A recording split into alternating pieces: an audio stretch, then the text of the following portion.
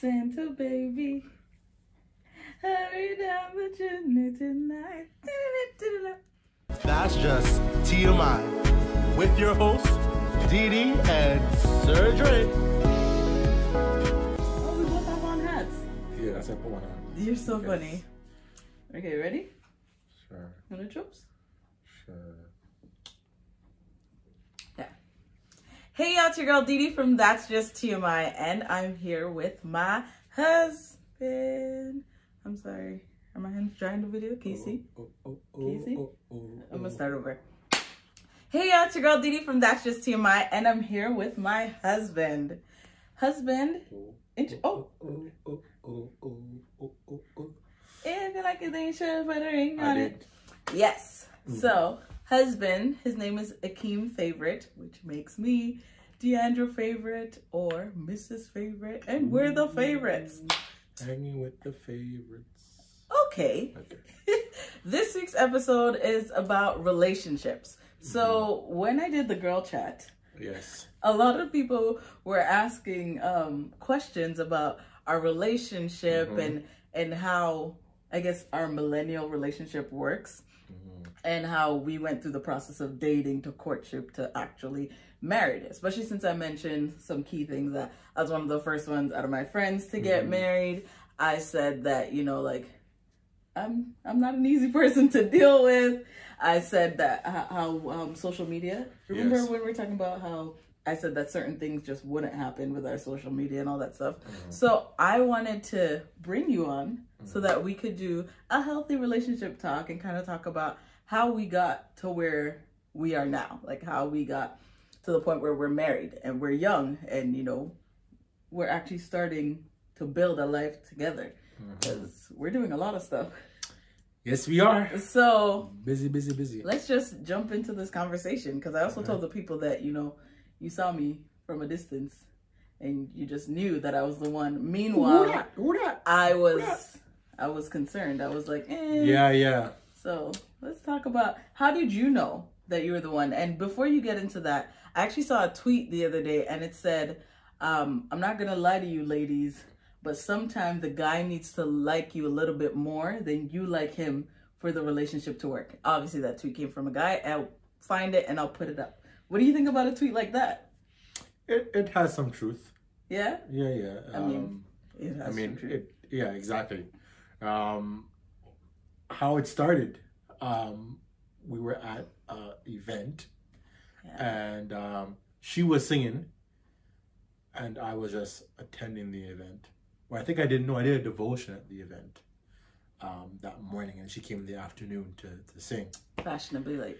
And as always. And she sang and I was like, oh, who's that girl? You know, like I just saw her, I'm like, oh, who's that girl? Didn't know her, but like I knew of her. I knew who she was related to, who she was connected to. Yeah. But never spoke to her. He wasn't. I was like, oh, who is this girl? And you're like, oh, she could sing too. And then that's a key point in finding the right person. Okay. Tell the people. Take notes. You have to know what you want. Okay. This is true. You can't just go out there and just see a good looking girl and because she has certain things. Attributes. Yeah. Coca-Cola. You know, you're like, oh, it's not all about the outer appearance, right? You have to know what exactly are you looking for. Don't be like me. I said I wanted black, bearded, and bow-legged. And you got... Look, I got black, bearded, and knock knee. That's right. But God will always give you what you need, not what you want. Come on, somebody. I feel like preaching.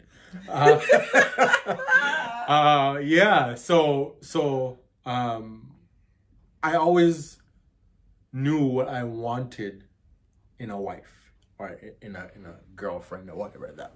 So anyway, I saw her, but because I am that type of person, I'm very shy. Very shy. I enjoy public speaking and speaking at events. Makes no sense, but I'm a shy person. I am not that guy to see a girl and approach her and be like, yo, you're sweet. I want to get your digits or give me the Instagram or sign the DM. Yeah. That's just, I'm not that. I'm trying to think if you ever slid into the DMs. Into your DMs? Yeah. Never. Don't say it like that. I may have gone on your page and looked at your pictures, but that's okay. He didn't have to slide into the DMs. He had my text. He had my number. Exactly. But that isn't me. I am that type of person. I like to befriend you first, and build a friendship, and then I'll be like, yo, so, you know, introduce that topic, which is always good. But were you ever scared that you'd be put in the friend zone? Because you said you're the type of person to befriend someone, to befriend a female, and if memory serves me correctly, you were in the friend zone with me. Yeah, I was in the friend zone. So like you weren't trying to find a different route. I'm not saying that guys who befriend females shouldn't befriend females, because I think that that's one of the healthiest ways to transition. But were you scared? Did you have any? No, I wasn't scared. And I'll put this out there, right? So after I saw her and was afraid to approach her, years went by. I finally got to know her, and somehow, I don't know how or when, but we exchanged numbers, right? And we became friends. So like we would go out. Where do you go one time? Someone referred us to a restaurant. Well, me actually. She said, "Oh, this is a nice place. It's a nice place to go to." And okay, wait, no, we have to give a backstory. Yes. Okay, so I love my belly. Akeem loves his belly. Yeah. We love food. And we not only love food, because there's a difference. You can love food, but don't know good tasting food. That's true. That's true. So I have that, not a sweet tooth. What is it? Your palate. Yes. Your palate has been structured and it's been altered in such a way where you can identify. Go ahead. As I preach, you can identify good tasting food. And not only good tasting food, but I can identify good tasting West Indian food. Yes. So, as you all know, I am Jamaican born and raised. Akeem is my half-breed. He's half Jamaican, half Guyanese. Yeah, Canadian born. Yeah, so he just a mess. Yeah. So, and also living in Jamaica, growing up around Jamaicans, my church population, it was all Jamaican. Yeah. In my home, that's what I knew as well. He had West Indian food. Right. So food is a thing for me, right? Yeah. So wait, let's fast forward now to I think it was the day before or the day of.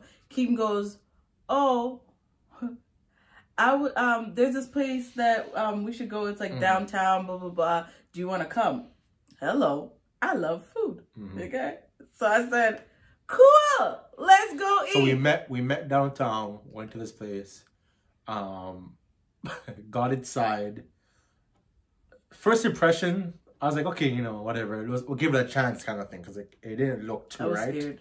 Anyways, looked at the menu and I'm like, yo, what do we order off of this? So like, is this really a Jamaican restaurant? We should have left. Anyways, so we played it safe, got fried chicken, because I mean, you can't really mess with fried chicken. But they messed it up. And that was the only thing we could eat on the menu. And the food sucked. Won't call it a restaurant, but it sucked. It was not good. So I never took it out to eat again. Because I said, I can't trust you. And I think it was from that moment, I said, you know what? It must be the half-breed in you. Because we actually didn't even talk about it, about him not liking the food. Yeah. But when we left, I said, thank you so much, but I'm going to go to McDonald's because I'm hungry. I felt a way still. I was hungry too. But because I knew that I was the one that, you know, looked on the restaurant that it was suggested to me. And I'm the kind of person, I try new things.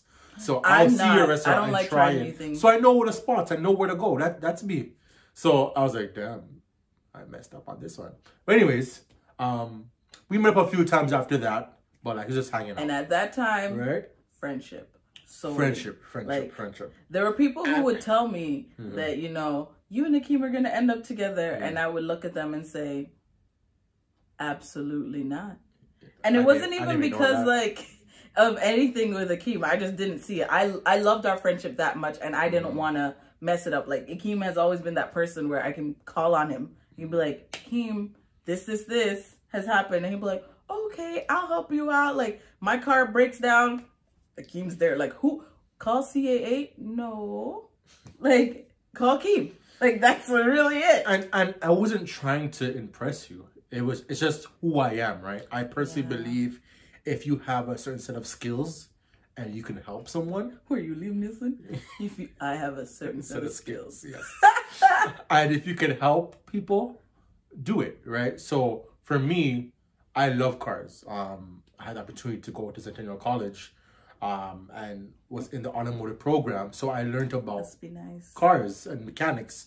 So she would call me, and because I know the skill, I'm like, sure, I'm not doing anything, I'll help you out. Or when, you know, you're having car issues and you got stranded on the road. I live down the road from her. So I just went because I'm like, why not? You know? Or the time you called me and said you're hungry. And I'm like, did I tell them that story? I don't know. I feel like I may have briefly mentioned it. Probably. But if not, so there was a time, this was before we were dating. Yes. That, again, the friendship it was genuine, it was real. Like, Keem and I never crossed that boundary when we were friends. And I feel like sometimes people end up crossing that boundaries as friends and then they don't know how to... And that's the problem, and that's the thing with society as well. Because... you have movies like Friends with Benefits. Exactly. And people find it so hard to believe that you can have platonic, a good female or a good friend of the opposite sex and it be strictly just friends, clean, nothing to it. And that was us. And even when we were just friends, like there were so many people who didn't believe that we were just friends. And I'm like, bro, she's just our friend. I'm like, I didn't even hold his hand for prayer. Like, these are things that weren't ever done. The only time we got close was I was like, hey, happy Sabbath. And it was like a side hug. It was never like a, how are you, sister, God? A couple times he did that. Okay, probably once or twice. But I didn't like do the whole rub you down. Like, it was a nice, hey, happy Sabbath. Like a nice pat on the back, you know? Because I know my place in the kingdom of God. So that's good. So yeah, but that's the thing, is that people find it hard to maintain good friendship, and the reason why I was so determined on maintaining a good, healthy friendship with her and with anyone, it's because, one, you never know when you're gonna need the person. Unbelievable. You know, so you're just holding on to me because you might but it's the truth. You never know when you need the person, right? So it's always good to have friends in your circle that can help you out. Secondly, I should say that, but I wanted a good friendship with her because earlier on in life, these are things I'm finding out with earlier on in life, I actually told her that I liked her, and she rejected me. And my heart. You know, He will give you this story some other time because, every time he says it, I don't even believe it was me. Let me tell you. So I saw her. I was gonna look off into the distance. Saw her. I'm like, oh, she looked good. She could sing. Didn't pay her no mind. Years later, got her number. Don't even know how, but got it. I'm pretty sure it was church-related stuff. Why I got it. Anyways, never really messaged her because I was kind of scared still. But anyways. Once we... He thought he would send me a text and I'd be like, I told you I don't like you. No, I'm talking before I even said I like you. Oh, okay. Right? But somehow I text her and then someday the text went from a text to a phone call and then it was just natural, just calling and talking on the phone. Yeah. Right? Don't force the friendships, people. And then one day I'm like, I'm going to tell her. And I told her and she said to me, and I quote, she said, I can't trust this quote. She said, please don't trust this quote. I'm not sure if this is accurate, but go ahead. She said, I'm honored, but to be honest, no, I can't. Something along those lines. And I was like, okay, true. And my heart broke. I was like, oh, damn, that hurt. And I said to myself, I will never ask her again because I was hurt. But I said to myself, it's better to have a friend in her than not have a friend in me. Oh, you got a friend in me. Yeah, so I've been teaching him how to sing, guys. So I said it's better to have a friend in her than not have anything at all. And that is why I was that type of friend to her. And I think that's important to note, like knowing the seasons within your relationship. Yes. So within your friendship with someone, because it's not to say that the person who you've befriended can't become something more, but it's just recognizing and respecting, because that's something Akeem genuinely did. Like, he respected me when I said, you know what, I don't feel this way and I can't do this right now. And he was like, okay, cool. But we were still friends. Like, nothing ever happened. It didn't change anything. That text was just, you know, like how your text just randomly delete or whatever. Yeah. That's how it was. She didn't even read it over again. She just deleted it and just went about her life. And I went about mine. And then years later, so I was like, someone, there's big gaps in between. Oh my goodness. So then years later now, this is 2018? Yes. 2018. Should I tell the story? No, okay, go ahead. You tell the story. So I went away on a trip to Kenya. But before I get into this point, I think it's very important to recognize within each of ourselves that sometimes you have to go through things before you can enter that next path within your life. So definitely, I think you need to go through, for example, and these are things that we mentioned even in the girl chat, you know, you have to, if you can't be alone, if you don't have a good friend that you can trust, if you're just in a relationship just to be in a relationship, these aren't things that are healthy. These aren't things that will propel you into the right relationship and put you with the right person. I went to a point where I was completely okay with being single. Like, I enjoyed it. I was like, yes, this is my time. And it was at that point where I was so excited to be by myself, because I'm like, I can be by myself and I'm okay. This one pop up. But just to piggyback on what you're saying, in terms of seasons and understanding the season you're going through, I just want to add that we all have to go through a particular season, right? So you went through your season of singleness and enjoyed that season. Yes. And that was God's way of telling you, enjoy yourself, get to know who you are, love yourself, before I provide you with someone who can love you and who you can love. Exactly. And I believe that 100%, because until you learn to love yourself, when like Tiffany said it multiple times when she said, nobody knows Tiffany like Tiffany. Yeah. So nobody knows Deandra like Deandra, and nobody can love Deandra like Deandra. Yeah. If I don't love myself, I can't expect the guy that I'm dating or the guy I'm interested in, the guy I have a crush on, or whoever I'm interested in to have to love me any better than I love myself. And that's why the Bible says, love your neighbor as yourself. Yeah. Right? So you went through that season, but then I also went through my own season. And I'm so sorry. No, go ahead. I also said that the reason why, because you know how people ask you after you get to a certain age, like, how come you're not in a relationship? How come you're not with whoever and whatnot? When people used to ask me that question, I used to tell them that the reason why I'm not in a relationship is because God is preparing me and him, because I know that I'm not ready. Like, I know that there were still so many things on my list that I wanted to do. Like, I wanted to travel. I wanted to just have like girls' day and girls' night and kaka and not have to, you know, talk to anybody about it. But saying that, you're not saying that you can't do that in a relationship. No, exactly. She's just saying that to say that I wanted to experience. You don't have what to answer things. to. You could do it free, willing. You know, you could leave whenever you want, come back whenever you want. Yeah, because that was at the point where you leave your parents' house and you're just wow, like I can do whatever. Being single has its bliss. Yes. Right? And I truly believe that everyone should enjoy their singleness. How you spend your singleness is up to you. Yes, but I feel like everybody needs to be single in their adulthood. Yes. Because being single as a teenager, when you're like, oh, I didn't date nobody. Ain't nobody business about that. You've grown up. You've experienced so much more in life, whether it be through jobs or church or just life in general. Yeah, so like I was saying, you had your season of singleness, and then I had my season where I was just broken.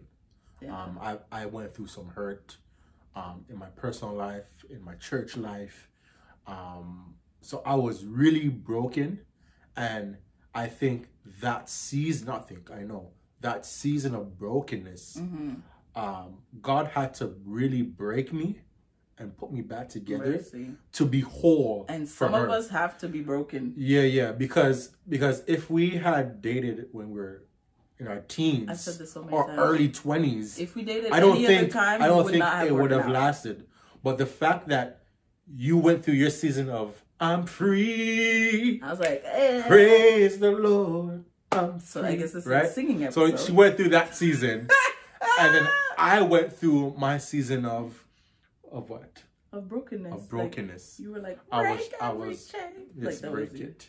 And then I was singing songs like Never Would Have Made It. Yeah, that was his follow-up song. Without you. Hallelujah. That was your follow-up song. So we both went through our seasons at separate times. And believe it or not. And it makes us stronger individually. Exactly. That's why we could come together. And believe it or not, in my season of brokenness, I even spoke to her. Listen, I did not know that I was like and I did that because one, we had such a good friendship, and I needed someone to talk to. I needed someone I can trust, who I know like would also be real. Because as you know, she's just. Can I ask you guys a question? Yeah. Have you guys ever had a friend? Yeah. You too.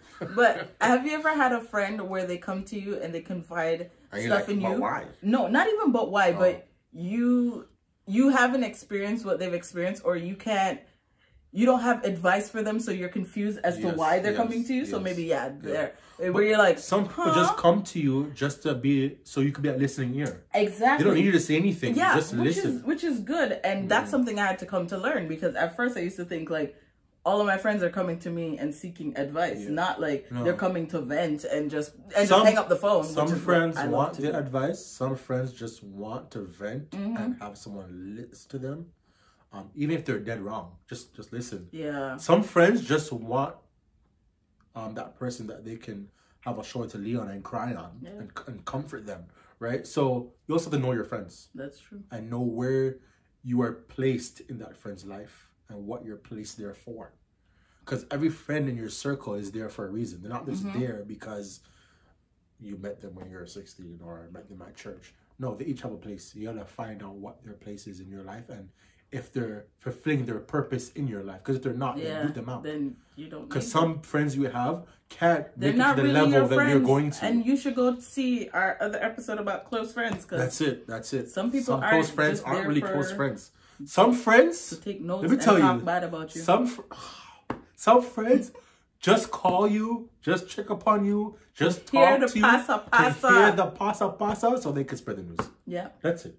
Yeah. That's it. So, go ahead. What were you gonna say? I was gonna say back to us. Yes. So I was gonna say, so our relationship started off as a friendship.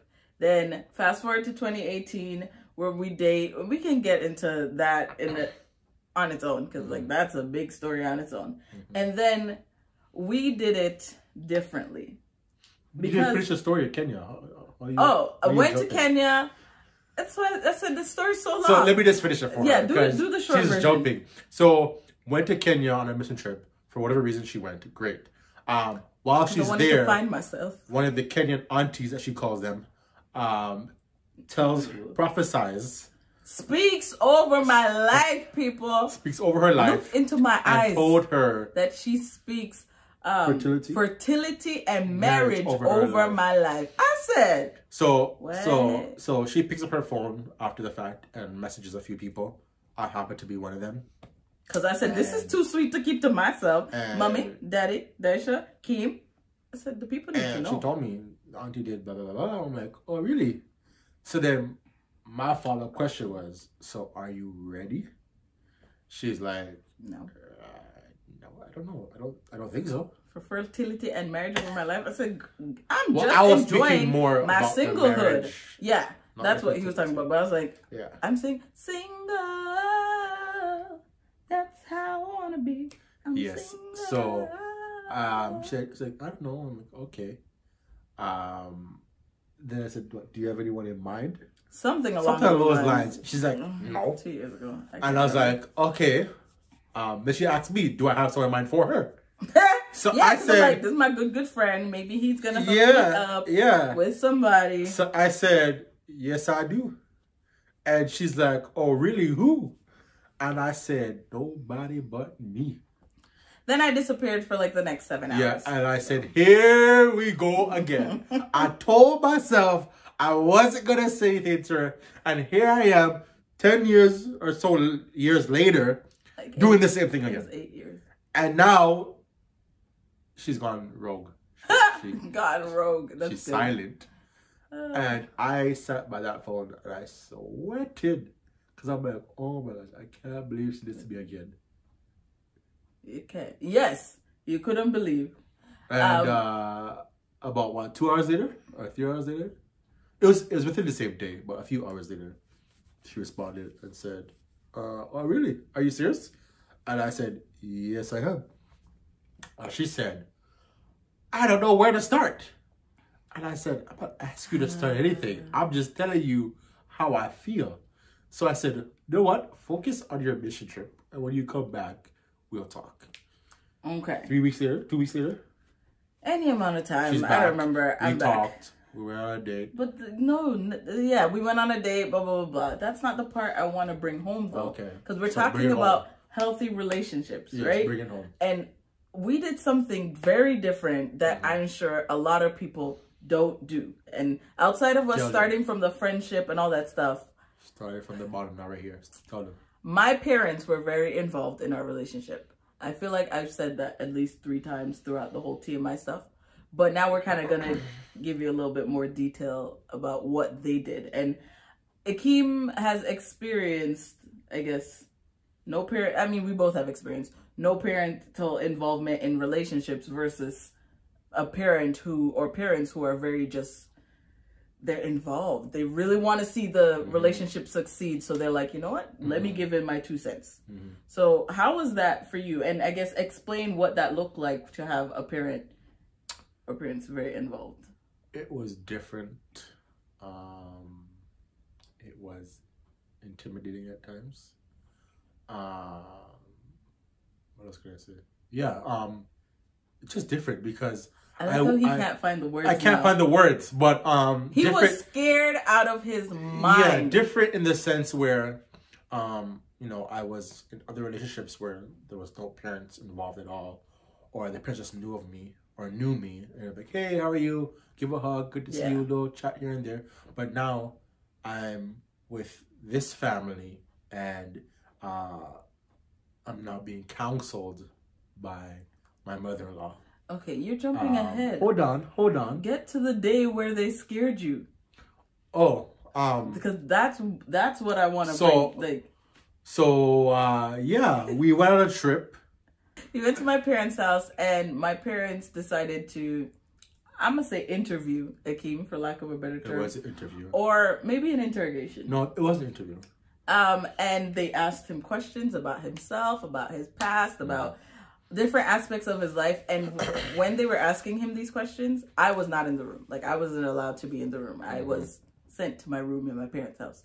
Yeah. And I found that so different. And one of the key things that my mom said to me about why she did it that way was because, especially because she has 2 daughters, but she said she doesn't, this is going to sound like she doesn't trust people, but for her to be 100% sure that the person that I'm dating will take the relationship seriously, she believed that it needed to have some sort of parental, I guess, oversight, if that makes sense.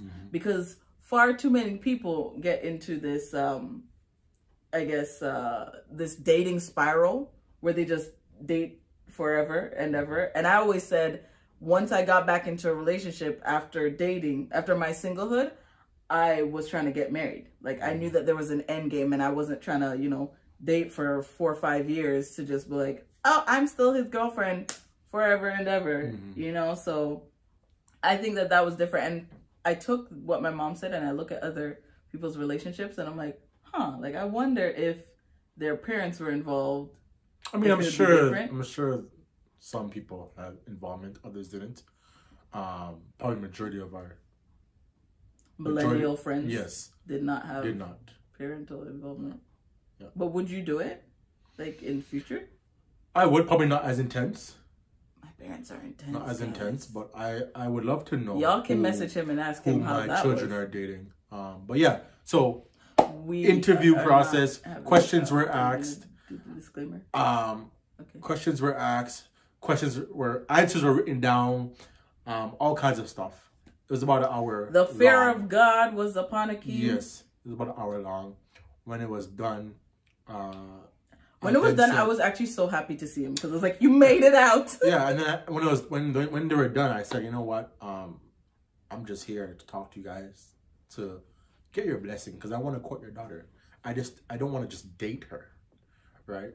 Because dating her is just taking her out, hanging out, having a good time. And that's important. But I said I want to court her, meaning I want to to know her on a deeper level.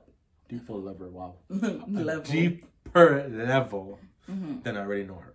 Yeah. Right? Because we've been friends for so long. And it's about taking that next step and being serious. Yes. And making sure that whoever you're talking to, you're on the same wavelength as them. Same commitment Because, you know, if Keem said, you know, I'm looking for someone to marry, and I was like, no, but I just want to date. We're not on the same path. You're not ready. Yeah. Exactly. Yeah. But once you find someone that's on the same path and on the same wavelength as you, it makes it that much easier. And I am a person who 100% believes that you should not settle. I feel like someone's gonna say, "But you didn't get your bow legs." Well, but that's just physical. I could bow them. We're not trying to bow your legs. Okay. But that's just physical stuff. We're talking about bow and not me. See? No, thank you. Okay. We're talking about personality and character traits. Like, those are the things you don't settle for. Because, I mean, everybody's outer appearance is going to change. Yes, hello? Look at my hair. Welcome. This isn't mine. That's a physical appearance that I can change. So, as we were saying. Weeks later, well, about a week later, 2 weeks later, they called and gave their blessing of courtship. Yeah. We courted. And in the courtship, I was told by her father and her mother that because I took the time to sit down with them and speak with them and tell them about all my life's journey, that when the time comes for asking her hand in marriage, it wouldn't be so intense. It would just be because the intense part happened before. Passed, right? So we courted, and then I said, okay, it's time. Because I'm like, I can't court this girl forever. I knew her already for how many years. So I called up. I said, hey, I want to do it this time. What do you guys think? And then it was, are you ready? Are you sure? How's the job going? What's the plan with school? Are you finished school? Are you going back to school? How's the money looking? Because to talk about. It's like you can't take a man's daughter out his house and can't support her, you know? Okay. So answer those questions and then just to put a pin in it. Our first date back in September of 2018 when I came back from Kenya, our first date, we spoke about finances. And now, I mean, it would be different for everybody. But before you can get into like that, I think that serious step, I think it's essential because outside of the fact that a lot of divorces happen because of finances and a lot of relationships fall apart because of finances, I mean, there are other aspects, but money is a serious thing. I mean, the Bible even tell you that the root of all evil is money. Right? So if you aren't comfortable talking to somebody, talking to your partner about money, I'm not going to tell, I am not a counselor. I'm not going to tell you to rethink or rework stuff, but I'm saying it's important. It's a very imperative part of the relationship. I mean, even in counseling, they bring it up. They talk about, oh, have you guys talked about finances and blah, blah, blah, blah, blah, before you get married? But even outside of that, yes, I know finances is important.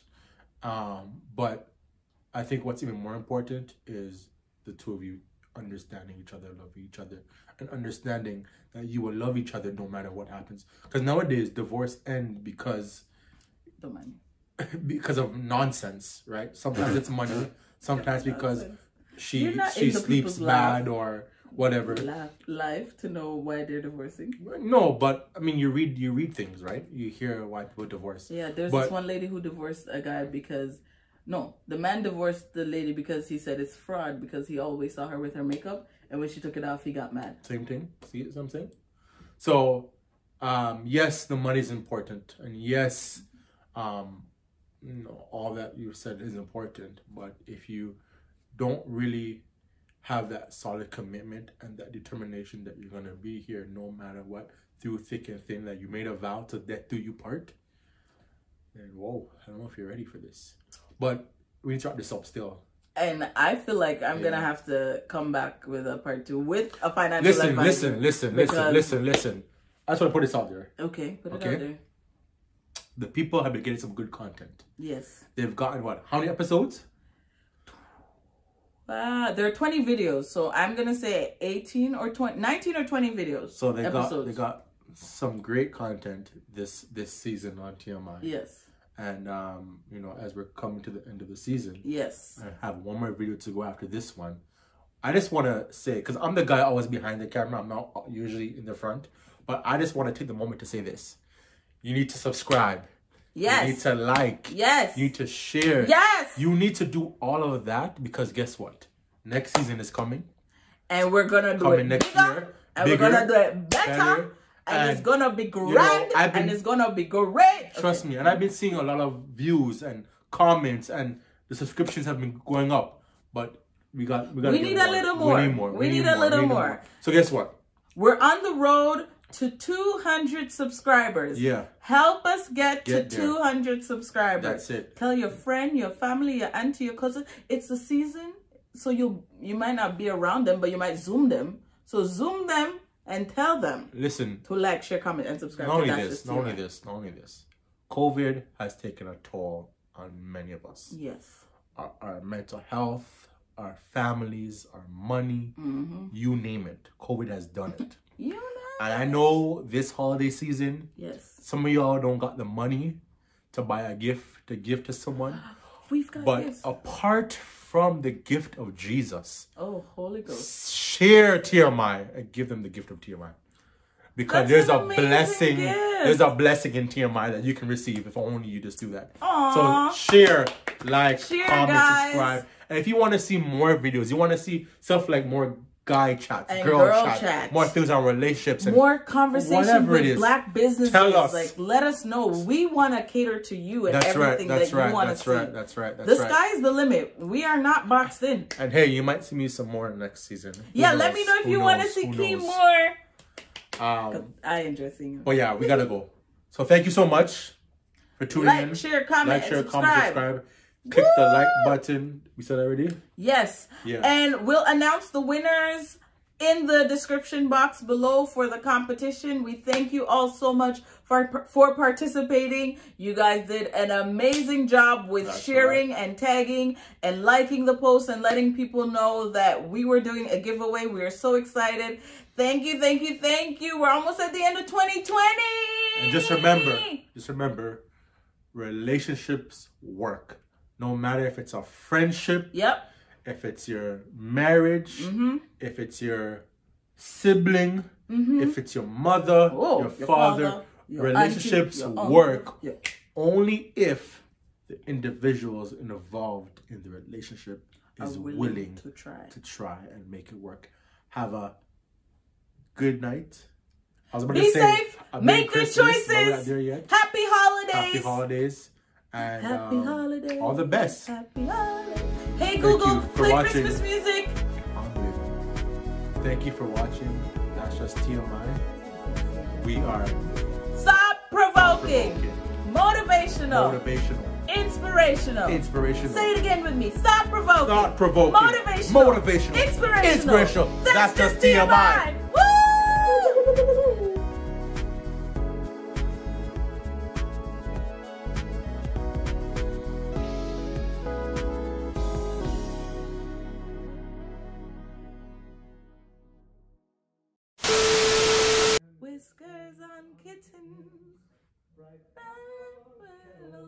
It's kind of slow. Because he's singing slow. Tied up with strings. These are a few of my favorite things. Okay, bye.